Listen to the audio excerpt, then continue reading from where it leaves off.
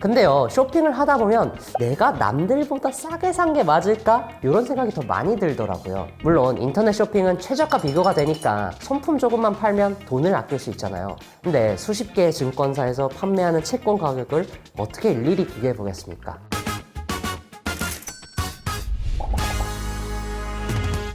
놀면서 현명하게 투자하시죠. 트렌디한 케이스로 K투자를 이야기하는 시간 K스톡입니다. 여러분은 쇼핑하거나 장 볼 때 주로 어디 이용하세요? 저는 신상품보다는 가성비를 추구하는 편이라 인터넷이나 아울렛 이용하는 편인데요. 그래서 곧 있으면 다가올 블랙 프라이데이를 손꼽아서 기다리고 있습니다. 아무래도 1년에 딱 한 번 가장 큰 할인 혜택 받을 수 있으니까 저처럼 평소엔 너무 비싸서 이 장바구니에만 고이 간직했다가 득템할 수 있는 찬스라고 생각하는 분들도 계시죠? 근데요, 쇼핑을 하다 보면 정가 대비 얼마나 더 싸게 샀지? 요거보다 내가 남들보다 싸게 산 게 맞을까? 이런 생각이 더 많이 들더라고요. 이 정도면 충분히 싸네? 하고 물건을 집어왔는데 인터넷에 검색해보고 가격 비교해보고 내가 남들보다 비싸게 샀구나 라고 깨닫는 순간 적은 돈이지만 손해봤다는 생각에 너무 분하더라고요. 제가 너무 과몰입했나요? 근데 만약 제가 이렇게 산 물건이 주식과 같은 투자 상품이었다면 얘기가 달라지겠죠. 아마도 이 몇백 원의 차이가 아니고 수백 수천만 원의 손해로 바뀔 테니까요. 그래서 오늘 K스톡에서는요, 개인 투자자가 채권에 투자할 때 다양한 채권의 가격을 투명하게 비교하면서 투자할 수 있는 케이스를 이야기해 보려고 합니다. 사실 저도 투자를 제대로 공부하기 전에는 뭐 펀드, 리츠, 선물, 옵션, 솔직히 투자 상품 이름부터 머리가 아파가지고 무조건 예적금 통장에만 돈을 넣어뒀는데요. 그러다가 점점 직장인 친구들이 많아지더니 주위에서 난 주식으로 얼마 벌었다? 나는 지금 주식 수익률이 몇 프로다?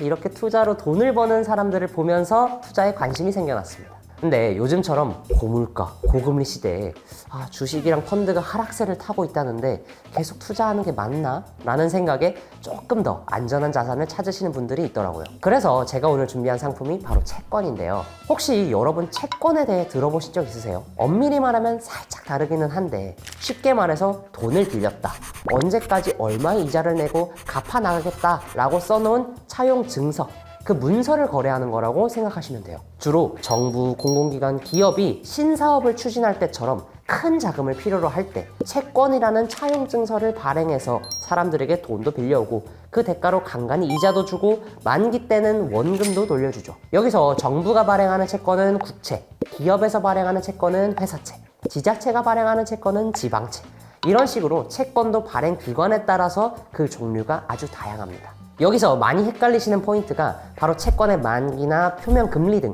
각종 조건에 따라서 각기 다른 상품으로 취급한다는 점인데요. 언제 어디서나 배짱이 전자 주식을 산 사람이라면 우리 모두 같은 주식을 사서 한 배에 올라타가지고 가자를 외치고 있는 이 동지지만, 배짱이 전자에서 발행한 채권이라면 만기가 3년인지 5년인지 10년인지에 따라서 다른 상품으로 취급하거든요. 내가 차용증을 쓰고 친구한테 돈을 빌려주더라도 내일까지 갚어 라고 약속하는 거랑 내년까지 갚어 라고 약속하는 거는 당연히 다른 것처럼요. 만약 제가 피디님께 10만 원을 빌렸어요. 그리고 다음 주 월요일에 원금 10만 원이랑 소정의 이자까지 지급하겠다고 이 차용증서를 써서 드린 거예요. 근데 피디님이 주말에 친구 결혼식이 있던 걸 깜빡하신 거죠. 당장 축임으로 내일 10만 원이 필요해가지고 이 차용증을 옆에 계신 작가님한테 9만 원 받고 파는 겁니다. 이 다음 주 월요일에 저한테 차용증서를 가져다 주면 원금 10만 원이랑 이자를 받을 수 있을 거라고 하면서요. 이렇게 채권을 거래한다는 개념은 시장 금리 등 상황에 따라서 초기 투자 금액보다 더 비싼 금액 또는 더 싼 금액에 누군가가 써준 차용증서를 다른 사람한테 팔 수 있다는 걸 의미해요. 이는 금리 변동에 따라서 채권의 가치가 달라지기 때문입니다. 그래서 요새 뉴스를 찾아보면 고금리 시대라는 이 키워드랑 같이 채권 관련 뉴스가 쏟아지고 있는 건데요. 왜냐하면 채권은 정부나 기업 같은 요 발행 주체가 망하지 않는 이상 원금, 이자 지급받을 수 있는 데다가 시장 상황에 따라서 가격이 오르면 시장에 팔 수 있다는 장점도 있거든요. 이 원금하고 이자를 받는다는 개념은 은행 예적금하고 비슷한데 왜 예적금은 만기 전에 급전 필요하면 눈물 흘리면서 진짜 취소하면서도 이거 내가 취소하는 게 맞나 생각하시잖아요. 금리가 많이 높아진 요즘 세상에 이자도 많이 받을 수 있고 금리가 떨어질 때 가격이 오른다는 이 채권의 특성을 잘 이용하면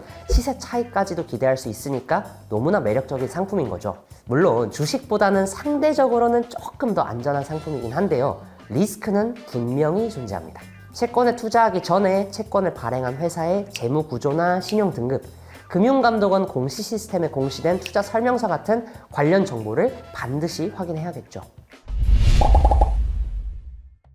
투자 위험도만 잘 관리하면 장점이 너무나 많은 상품이니까 채권 투자 안 할 이유가 없겠죠. 근데 채권은 주식과 달리 거래 빈도도 적고 장 내거래보다는 장 외거래의 규모가 훨씬 더 크기 때문에 개인 투자자가 선뜻 거래하기가 쉽지 않습니다.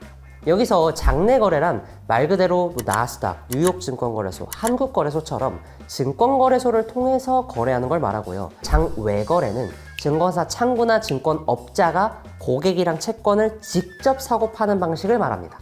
장외거래는 보통 100억 원 단위로 거래하기 때문에 이런 도매 시장에 개인 투자자가 뛰어들기는 현실적으로 쉽지 않죠. 그래서 여러분이 당장 증권사에서 구매할 수 있는 채권은요, 이런 수백억 원 단위의 도매 시장에 직접 참여하시는 게 아니고 증권사가 도매로 들여온 채권을 소매로 판매하는 걸 여러분이 구매하게 되는 겁니다. 과일을 수십 박스 사온 과일 가게에서 사과 하나 사 먹고 생선을 수십 마리 들여온 횟집에서 회 하나 떠먹는 그런 개념인 거죠. 근데 또 곰곰이 생각해보면요, 같은 상품이라고 하더라도 가게마다 소비자가 결제하는 최종 금액은 달라진단 말이죠. 그 이유는 같은 상품을 사장님들마다 다른 가격에 들여오고 또 마진을 붙이는 양도 다르니까 최종 가격도 달라질 수밖에 없는 거죠. 이것처럼 증권사가 도매 시장에서 채권을 얼마에 들여왔는지, 또 이 채권들의 마진을 얼마나 붙였는지에 따라서 소매로 매입할 수 있는 채권의 가격도 달라질 수 있다는 겁니다.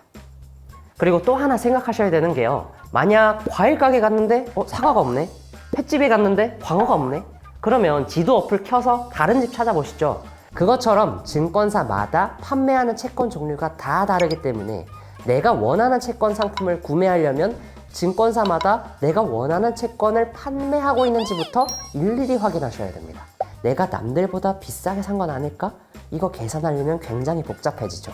물론 인터넷 쇼핑은 최저가 비교가 되니까 손품 조금만 팔면 돈을 아낄 수 있잖아요. 근데 수십 개의 증권사에서 판매하는 채권 가격을 어떻게 일일이 비교해 보겠습니까? 아무래도 장외 채권 거래는 똑같은 채권이더라도 각 증권사마다 얼마에 떼와서 얼마에 판매하고 있는지 투명하게 공개가 되고 있지는 않기 때문에 우리 같은 개인 투자자들은 불리한 상황에 놓일 가능성이 생기는 거죠.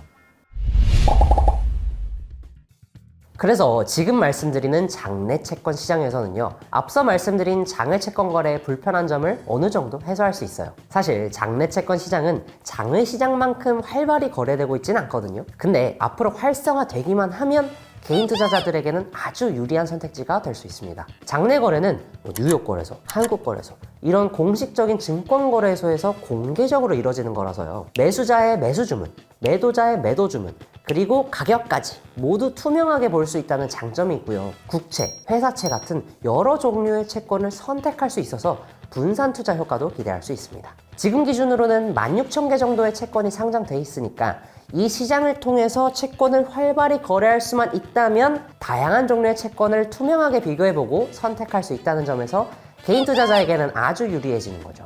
또한 주식시장과 유사한 방법으로 매매가 체결되기 때문에 주식 투자를 한 번이라도 해보신 분이라면요, 채권 어떻게 사는 걸까, 어떻게 파는 걸까, 가격은 어떻게 보는 걸까, 이렇게 머리 아프게 공부하실 필요도 없고요.